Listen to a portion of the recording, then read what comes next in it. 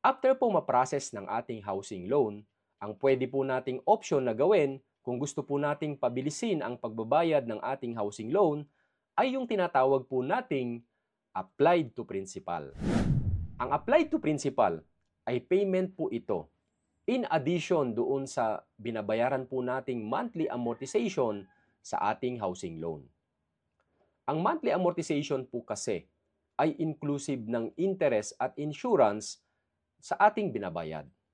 Kaya naman, maliit lang talaga ang naibabawas sa ating loan balance sa simula ng ating loan term.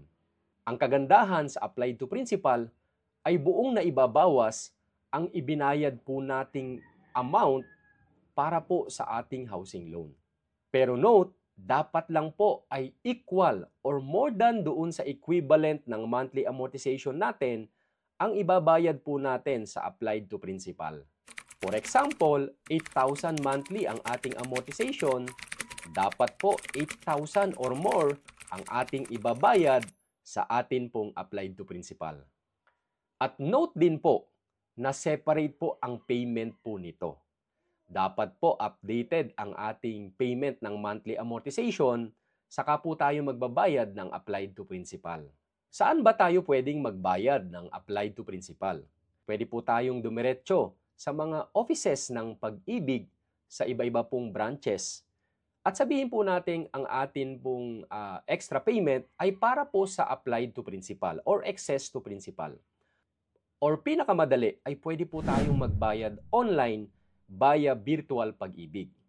Magpaparegister lang po kayo sa virtual Pag-ibig at ililink nyo po ang inyo pong housing loan account para po makita ninyo ang inyo pong outstanding balance. Pwede na rin po kayong magbayad mismo sa virtual Pag-ibig at makikita nyo po na magre-reflect ang inyong monthly amortization at monthly payment sa inyo pong applied to principal.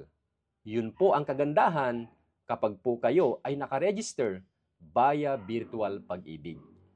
By the way, magsasend po ako ng mga link ng videos po natin about sa applied to principal na ginawa na po natin previously based po sa actual experience ko sa pagbabayad ng applied to principal.